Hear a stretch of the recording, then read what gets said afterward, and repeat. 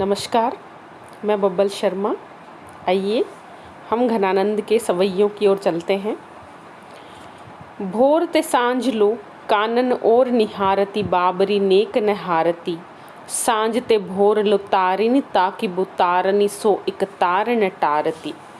जो कहू भाव तो डीठी परे घनानंद आसुन ओसर गारती, मोहन सोहन जोहन की लगिए रहे आँखिन के उर आरती। यहाँ कवि घनानंद ने श्री कृष्ण की भक्ति करते हुए श्री कृष्ण के प्रति अपना जो प्रतीक्षारत भाव है उसको प्रस्तुत किया है। भोर ते सांझ लो कानन और निहारती। हे श्री कृष्ण, आपके प्रति मेरी जो प्यासी आँखें हैं, निरंतर आपको देखते रहने की मेरी जो मनोदशा से युक्त आँखें हैं, वो भोर ते सुबह से सांझ लो शाम तक कानन और निहारती निरंतर वन की ओर देखती रहती हैं। बाबरी और इतनी बावली हैं नेक नहारती कि सुबह से शाम तक निरंतर वो वन की ओर देखते हुए आपकी प्रतीक्षा करते हुए कब आप वापस आते हुए दिखोगे ये देखते हुए हारती नहीं है, दुखी नहीं होती, हताश नहीं होती। सांझ ते भोर लो तारिन ताकी वो, और जैसे ही शाम होती है शाम से सुबह तक तारिन ताकी वो निरंतर तारों को ताकती रहती हैं, अर्थात पूरी रात भी आंखें विश्राम प्राप्त नहीं करती, तारों को देखती रहती हैं। तारनी सो, अपने आँखों के तारों से निरंतर तारों को देखती रहती हैं। एक तार लगातार बिना पलक झपकाए वो निरंतर आपकी राह निहारती हैं। कभी आकाश में आपके दिखाई देने की आशा में वो निरंतर जागती रहती हैं। न टारती, टारना का मतलब हटाना, अर्थात आपकी प्रतीक्षा में आंखें खुली की खुली रहती हैं और तारों को देखने से मेरी जो आंखें हैं वो एक क्षण के लिए भी इधर उधर अपना ध्यान नहीं करती, अपने नेत्रों को मैं आकाश से हटाता नहीं हूँ। जो कहूँ भाव तो डीठी परे घनानंद आसुन ओसर गारती। और देखिए घनानंद ने यहाँ कितनी अच्छी बात कही है, वियोग की दशा का वर्णन कैसा किया है कि जो कछु भाव तो डीठी परे, यदि मुश्किल से मेरी आंखें सुबह से शाम तक और शाम से वापस फिर रात्रि भर प्रतीक्षा करती रहती हैं,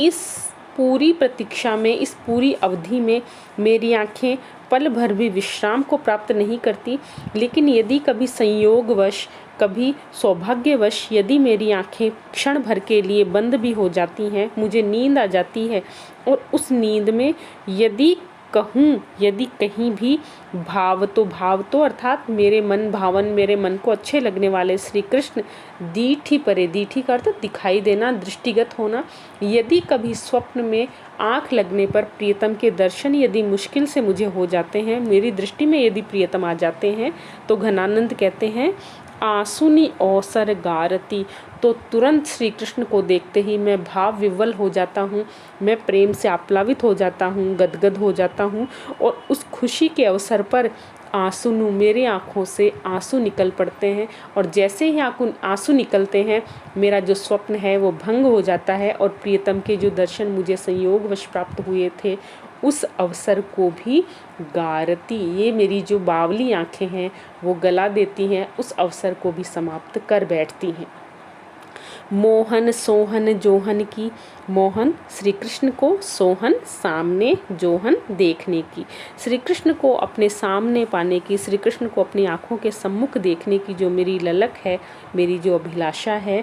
वो निरंतर मेरे मन में बनी हुई है और इस अभिलाषा के कारण ही आँखिन के उर आरती, मेरी जो आँखें हैं वो आर्त, वो दुखी रहती हैं और आँखों के साथ साथ उर आरती, मेरे उर में भी, मेरे हृदय में भी बड़े आर्त भाव बने हुए हैं। मेरी जो दशा है वो विरह के कारण बड़ी ही दुखी है। यहाँ पर घनानंद ने आँखों के माध्यम से श्री कृष्ण के प्रति अपना जो विरह भाव है वो बहुत ही सुंदर रूप में प्रस्तुत किया है।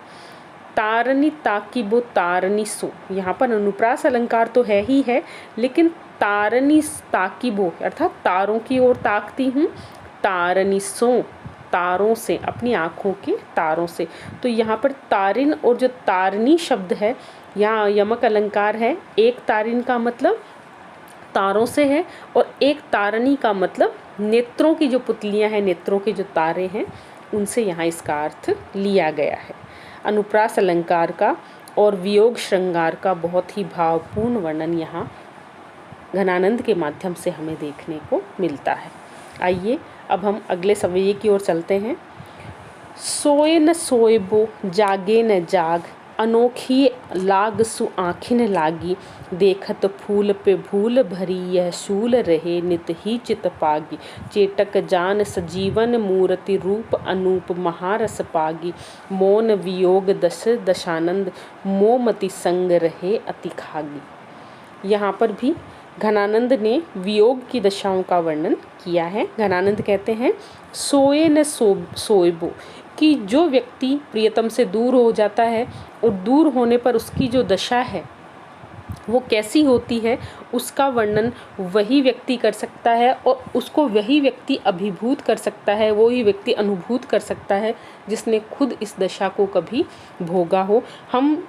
इसका अध्ययन करते हैं, हम इसको पठन पाठन से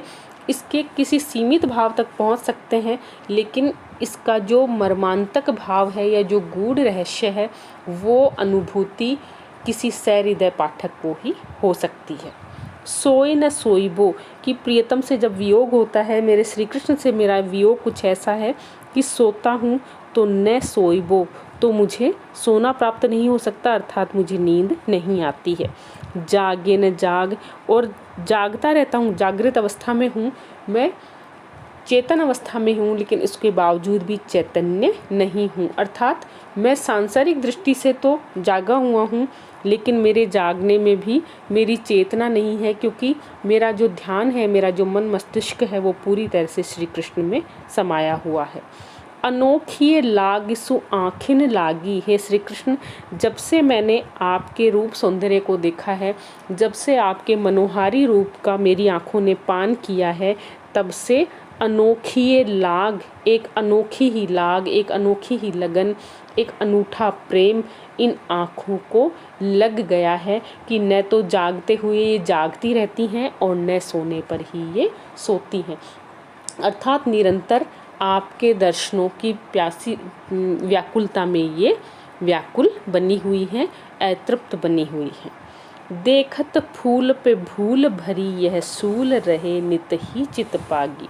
भूल भरी, और यदि गलती से भी प्रकृति का जो रूप सौंदर्य है वो चारों तरफ फूल खिले हुए हैं, बड़ा ही मनोरम दृश्य है, लेकिन मेरी आँखों के लिए वो सब शूल के समान बन गए हैं, क्योंकि हे श्री कृष्ण, मुझे आपके दर्शन प्राप्त नहीं हो रहे। पे भूल भरी, यदि भूल से भरी हुई, यदि गलती से भी, वैसे तो मैं प्रकृति के सौंदर्य को देख ही नहीं पा रहा, लेकिन यदि गलती से मैंने देखत फूल, कहीं पर फूल खिले हुए देख लिए, यह शूल रहे, तो वो पुष्प मुझे शूल के समान चुभने वाले प्रतीत होते हैं, अत्यंत कष्टकारक प्रतीत होते हैं। नित्य ही चित्त पागी, क्योंकि नित्य प्रति मेरे चित्त में, मेरे मन में आप इस तरह से बसे हुए हो, आपकी स्मृति, आपसे मिलन की टीस कुछ इस प्रकार समाई हुई है कि प्रकृति का जो मनोरम वातावरण है वो भी मुझे दुखदायी प्रतीत हो रहा है। चेटक जान सजीवन मूर्ति रूप अनूप महारस पागी, हे श्री कृष्ण, चेटक जान, जान यहाँ सुजान के लिए है, और यहाँ सुजान जो है वो श्री कृष्ण या घनानंद की जो प्रियतमा सुजान है उसके लिए प्रयुक्त हुआ है। तो हे प्रियतम, हे श्री कृष्ण, हे सुजान, चेटक, आपके रूप का कुछ ऐसा जादू मुझ पर छाया हुआ है, सजीवनी मूर्ति, कि मेरे जीवन को आनंद देने का, या मेरे जीवन को जो मृत्यु के समीप पहुंच चुका है, या मृत्यु के समान ही मैं जो जीवन जी रहा हूँ, मेरे जीवन का समस्त आनंद, समस्त चैतन्य जो समाप्त हो गया है आपके विरह में, उस जीवन को प्राण देने वाली संजीवनी के समान हे श्री कृष्ण, हे सुजान, आप बने हुए हो, रूप अनूप महारस पागी, और मेरी आँखों को या मेरे प्राणों को आनंद की प्राप्ति या जीवन की प्राप्ति या चैतन्य की प्राप्ति तभी हो सकती है जब ये आपके अनुपम, आपके अनूठे रूप का महारस, जो अत्यंत प्रेमदायक, जो अत्यंत शीतलतादायक रस है, उसमें पागी पूरी तरह से जब मेरी आँखें डूब जाएंगी, पूरी तरह से आपके रूप का जब ये आनंद पान कर लेंगी, तब कहीं जाकर ही मेरी आँखों को चेतनता प्राप्त हो सकेगी। मेरा जो जीवन है वो वापस इस संसार में जीने लायक बन सकेगा। मौन वियोग दश घनानंद। घनानंद कहते हैं कि मैं अपने जीवन में, हे श्री कृष्ण, हे सुजान, आपसे दूर हटकर आपके वियोग को प्राप्त करके वियोग की दशों दिशाओं को, जो अंततः मरण के निकट पहुंचती है, तो मरण से लेकर और अन्य जितनी भी दशाएं हैं उन सबको मैं प्राप्त कर रहा हूँ। किंचित मात्र अब प्राण मुझ में बाकी हैं। तो घनानंद कहते हैं कि वियोग की इन अंतरदशाओं को भोगते हुए मैं आपके मिलन की अभिलाषा में, कहीं मेरे प्राण अटक रहे हैं, मैं आपके दर्शनों का निरंतर प्रतीक्षा कर रहा हूँ, निरंतर आपके दर्शनों को मैं प्राप्त करना चाहता हूँ। मोमति संग रहे अति भागी। मैं मृत्यु के समीप हूँ, लेकिन फिर भी आप मेरी मति के संग बने हुए हो, आप कहीं न कहीं मेरी बुद्धि के साथ निरंतर बने हुए हो, और मरणासन स्थिति में भी मैं अभी तक इस आशा में हूँ कि कभी आप दया करके मुझे मिलोगे और अपने दर्शन प्रदान करोगे। इस तरह से घनानंद ने यहाँ विरह की जो अंतरदशाएं हैं, जिसकी जो अंतिम दशा है वो मृत्यु है, उसका यहाँ पर आभास हमें करवाया है।